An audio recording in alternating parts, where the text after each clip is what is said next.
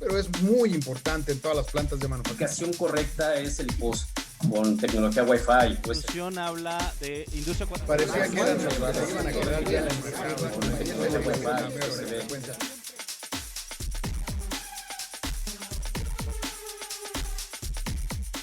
Qué bueno que nos acompañan. Yo soy David Luna y en esta ocasión vamos a hablar de un tema fundamental para las empresas de manufactura, que tal vez antes no lo era tanto, pero hoy vaya que lo es, sobre todo en estos momentos que se está realizando la COP29 en Azerbaiyán, esta cumbre orientada hacia la sustentabilidad, pero sobre todo el cuidado del medio ambiente. Las empresas manufactureras tienen un importante reto ahí y vaya que están sobre la mira, sobre todo algunos sectores como el de producción de acero, vaya la siderúrgica, la producción de plásticos y en general las empresas de alimento y empaque. Así es que, pues bueno, yo quiero agradecer la presencia de Rodrigo Tona.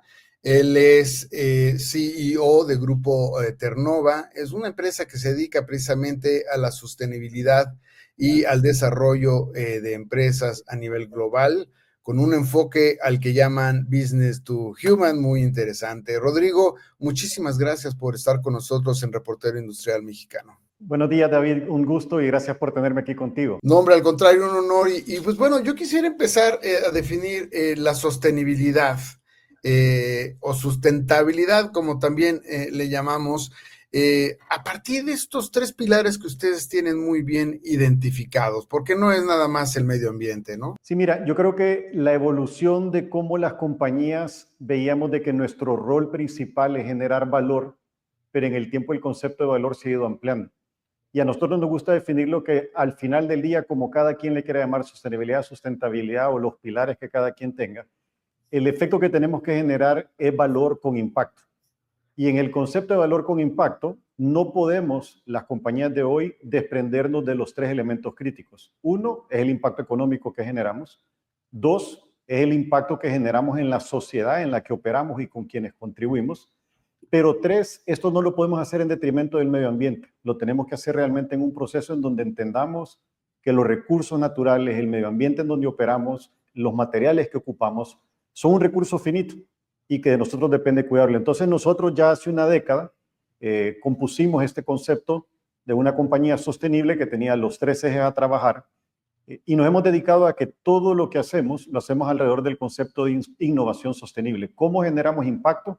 A través de la innovación sostenible. Tú has sido, además, tienes una trayectoria muy, muy importante, muy interesante en este campo y has tenido ya algunos reconocimientos, entre ellos el de campeón de sustentabilidad en 2021 por la revista Purchaser, ¿no? Tu empresa es salvadoreña y entiendo que tú empezaste con una preocupación muy enfocada desde tus inicios en la carrera. Platícame por qué ese interés por crear una empresa realmente amigable con la sociedad y con el medio ambiente. Sí, creo que lo primero es que nosotros somos una compañía de origen familiar. Yo tengo la dicha de ser parte de la segunda generación. Hoy en día nuestro negocio va a cumplir 55 años el año próximo y parte del ADN de cómo la familia constituyó la visión de ser empresaria fue con este concepto de que todo lo que hacíamos, nosotros no éramos una familia que tenía una riqueza heredada. Realmente todo lo que se ha hecho ha sido con trabajo, siempre trabajando de la mano de colaboradores, una empresa que nace con un emprendimiento de 3 personas de una manera muy humilde y que logra expandirse ahora, operar en múltiples países del mundo. Pero este concepto de la responsabilidad que teníamos con los demás es algo que heredamos del legado de la familia, de mi abuela, de mi padre, mis tíos, en donde siempre teníamos que hacer las cosas bien hechas más allá del interés primario de ellos como accionistas, pero como emprendedores empresarios. Creo que esa evolución nos dio a nosotros esa educación de casa, de familia, lo hemos puesto en práctica. Yo tuve la dicha de trabajar también para compañías multinacionales en mi primera etapa de mi carrera, de estudiar afuera en Estados Unidos. He tenido la oportunidad de viajar por todo el mundo y hemos conciliado de que la única manera de hacer desarrollo sostenible es cuando las compañías nos preocupamos más allá de solamente el resultado financiero que tenemos que dar. Tenemos que reconocer que los resultados se logran primero a través de las personas y segundo a través del uso de recursos. Y combinar esto para tener una estrategia que te haga exitoso es un tema importante. Las empresas, yo hablo sobre todo por las manufactureras, pero pasa con todas, pues tienen un compromiso con ser competitivos y con indicadores que son cada vez más agresivos y que muchas veces los alejan de estos compromisos, incluso sociales y con el medio ambiente. Parece que lo primordial es alcanzar los resultados financieros, ¿no? ¿Cómo enfrentar digamos, dualidad entre ser competitivos y cumplir con este compromiso social y ambiental? Sí. Fíjate que esta es una pregunta súper interesante y que ha ido evolucionando en el tiempo. Nosotros internamente tenemos un dicho de que la sostenibilidad no puede competir contra los resultados económicos. Es decir, una compañía tiene que ser enfocada en la excelencia operativa, en tener resultados de primer mundo. Nosotros somos una compañía que exportamos más del 85% de los productos que fabricamos y por ende la competitividad es a la orden del día. Y no por esto quiere decir que no nos vamos a enfocar en la parte de ser sostenibles.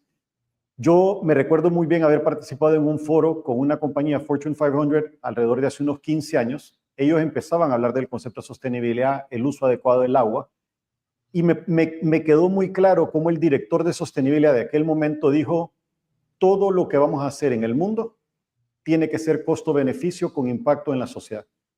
Y ese tema me quedó muy claro, porque él dijo: si ahorramos agua, no solamente impactamos a la parte ambiental, ahorramos el costo segundo más grande que tenemos. El caso de una compañía de textiles, el agua era un consumible muy grande, y ahí empezó este concepto de que la sostenibilidad no se debería de ver como un elemento que competía contra la eficiencia de las compañías. Y eso a nosotros nos hizo repensar, replantearnos, encontrar de qué manera podíamos inyectar la sostenibilidad como parte del ADN de lo que es la compañía.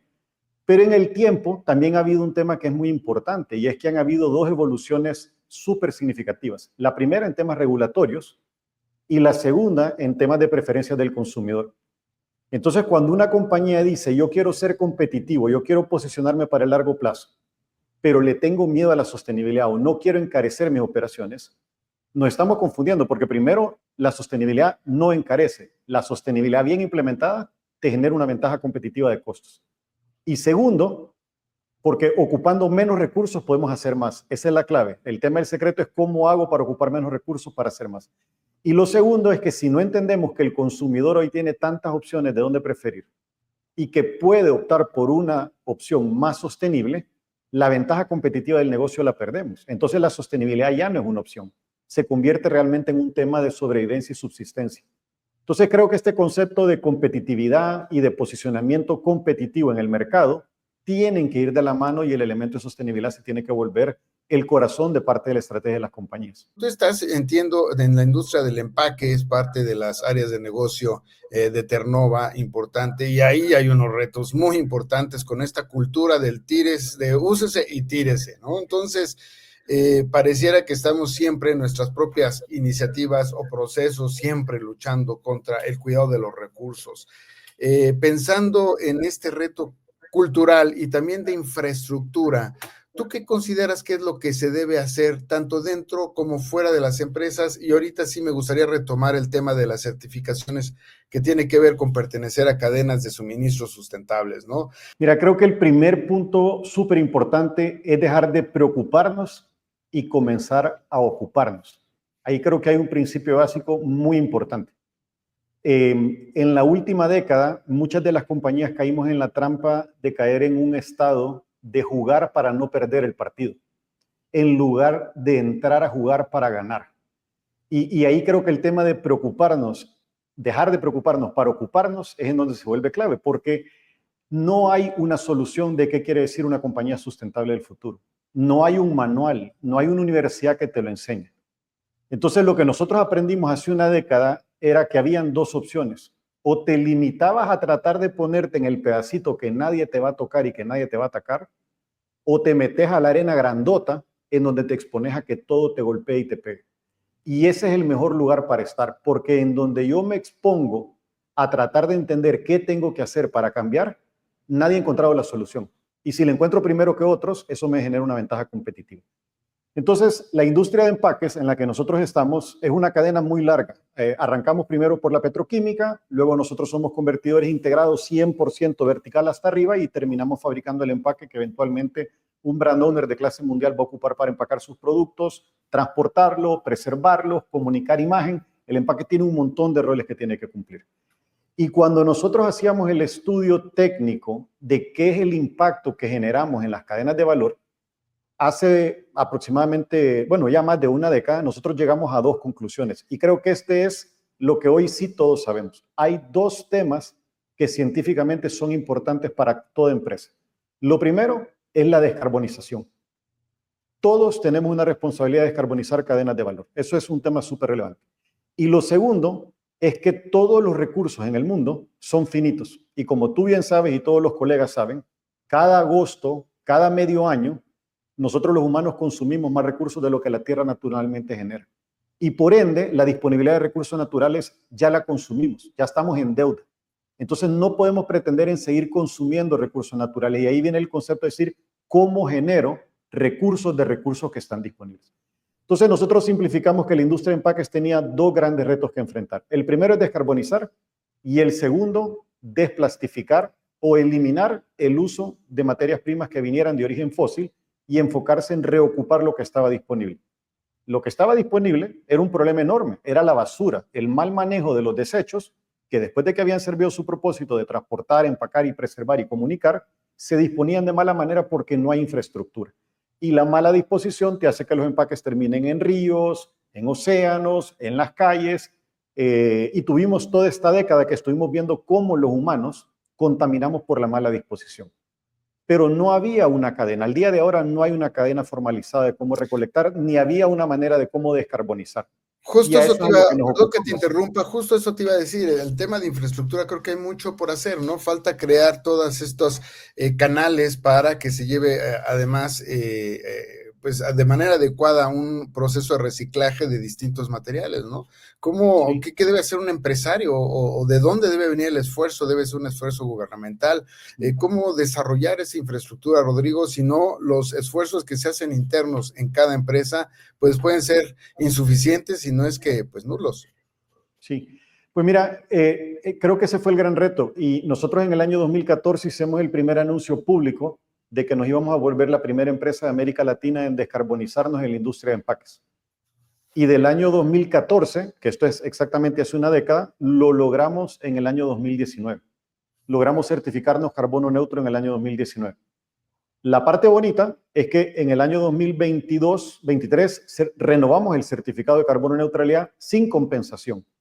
Esto es una parte importante porque la primera vez tuvimos que compensar, la segunda vez ya no. El entender lo que quiere decir reconvertir una compañía, ocupar más eficientemente la energía eléctrica, cambiar toda la plataforma eléctrica mecánica de una compañía para volverla más eficiente, consumir menos energía, porque es el consumible más grande de carbón que tenemos, nos trae un ahorro internamente, pero nos vuelve también más limpios. Entonces, reconvertirnos hacia el interior de qué quería descarbonizar, una parte importante. Y segundo, veíamos que el origen de la materia prima fósil era también de donde venía una gran cantidad de carbón y reciclar era un tema importante porque había manera de reconvertir los desechos en materias primas. No existía ni tecnología de reciclaje, ni infraestructura de recolección, ni ningún sistema que nos permitiera decir yo compro esto y lo implemento. Entonces nos dedicamos a lo largo de toda esa década a construir la planta más moderna de reciclaje de empaques para fabricar materias primas que pudieran ser reutilizadas en el mundo de los empaques. Lo que nosotros llamamos from packaging to packaging, de empaque a empaque. Hoy tenemos ejemplos grandes como el tema de la botella de Coca-Cola, que es de botella a botella, y se logró ya cerrar el círculo. En el PET, un tipo de empaque rígido, en donde ya puedes ir de botella a botella, pues nosotros estamos retándonos para ir de empaque a empaques.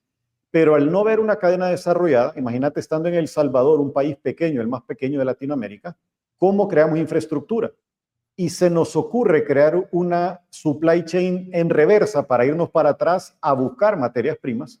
Creamos un modelo de importación de desechos de 7 países y creamos un tren productivo montado alrededor de una cadena de valor que no existía. Hemos puesto gente a buscar materiales, crear programas de recolección, programas de separación, identificar valor en el desecho, crear comunidades que vivan alrededor del reciclaje Y eso nos llevó a crear una solución que para nosotros funcionaba. Al principio solos, pero lo logramos crear.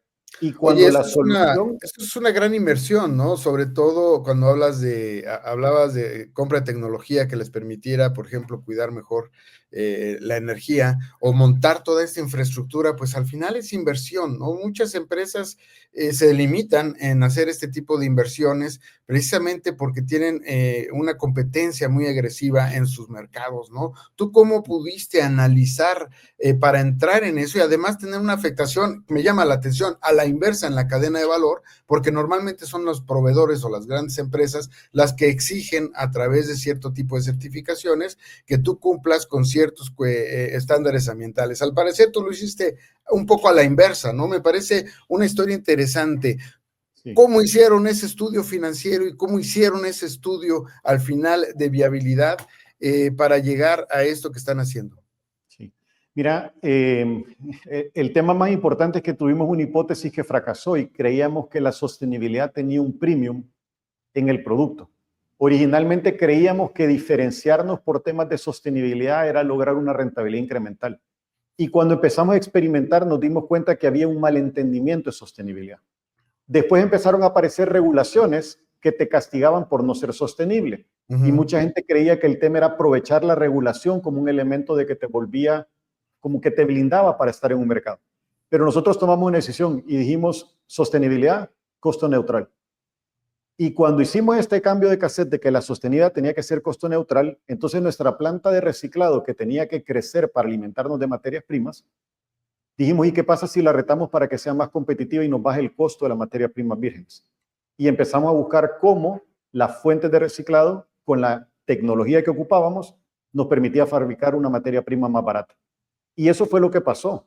Nos volcamos a que toda la transformación, todo este trayecto de transformar la compañía, porque es un proceso de transformación, tenía que traer una contribución marginal incremental.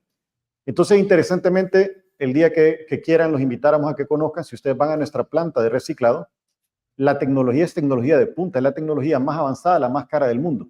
El costo unitario del kilo que sacamos de esa planta es el más barato que podemos sacar. Y segundo, es el más eficiente porque no consume agua, o sea que no lavamos.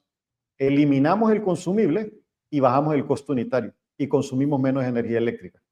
Pero todo esto fue por el reto de que no podíamos hacerlo a un costo incremental, tenía que ser costo neutral o costo positivo para nosotros. Como convertidores, ¿no les costó trabajo encontrar la materia prima adecuada? Pues al final esto es un nivel de ingeniería y desarrollo, digamos, químico ya de alto rango, ¿no? O sea, encontrar a las empresas adecuadas no debió ser fácil, Rodrigo. Sí, no es fácil y fíjate que articulamos 3 mecanismos independientes. Lo primero es buscar grandes recolectores de desechos que están semiformalizados, México, Estados Unidos principalmente, en donde se recolectan desechos de varios centros de acopio, centros de logística, de transformación, en donde mucho material se transforma. Y eso fue la primera fase. Y la segunda fase fue cómo nos encadenamos más con el consumidor, cómo bajamos. Y ahí creo que hay unos elementos bien importantes. Vimos que el tema del encadenamiento con el ciudadano era el más poderoso. Creamos un vehículo que no le pertenecía el concepto a la compañía, sino que lo que queríamos es que fuera un vehículo que le perteneciera al ciudadano. Y lanzamos una iniciativa que se llama Recicla 503. Recicla 503, 503 es el código de área de El Salvador. Y Recicla 503 se convierte en este proyecto piloto que lo que buscábamos era cómo educamos al ciudadano, cómo le creamos un mecanismo de vinculación para que él pueda hacerse responsable de sus desechos y cómo disponemos de la manera correcta de estos desechos. Lo que nació como una idea pequeña reciclando aquí en casa, en la empresa, y todos los viernes eran de Recicla 503 y todo el mundo traía los desechos de su casa, evoluciona a ser un programa que se ha articulado ahora con socios claves como Walmart, como Nestlé, que han trabajado de la mano con nosotros para llevar este programa a 6 países. Tenemos centros de acopio, centros de recolección, y de ahí con la cooperación alemana y la cooperación americana, logramos llegar un paso más abajo de la cadena, que es cómo creamos recicladores de base, gente que hoy en día no tiene un trabajo, que les podamos dignificar que el trabajo de separación y reciclaje sea el correcto. Y Recicla 503, que nace como una iniciativa de casa, hoy en día se encarga de recoger 7 tipos de materiales: papel, aluminio, vidrio, plástico, cartón, madera y otros tipos de desechos electrónicos. Y luego los articulamos con el reciclador correcto. No somos el reciclador nosotros, trabajamos de la mano con otras compañías para hacer esto. y creamos los mecanismos de vinculación. El costo incremental que tiene esto es relativamente bajo, porque nosotros no articulamos, nosotros no manejamos, nosotros no transformamos, excepto los desechos que nosotros podemos transformar. La inversión grande fue dedicarle tiempo y dedicarle pensamiento y crear alianzas para que en conjunto varios pudiéramos encontrar una solución. ¿Existe al día de ahora infraestructura de gobierno? No, no hay. Pero entonces no nos vamos a esperar a que esta exista, la podemos crear nosotros. Perfecto, Rodrigo, pues muchísimas gracias. Rodrigo Tona, CEO de Grupo Ternova, un caso de éxito sin duda en temas ambientales, sobre todo pensando en la industria del empaque, que es una industria que está obviamente bajo la lupa con estos temas del cuidado ambiental. Muchísimas gracias, Rodrigo, y pues esperamos pronto poder volver a platicar contigo.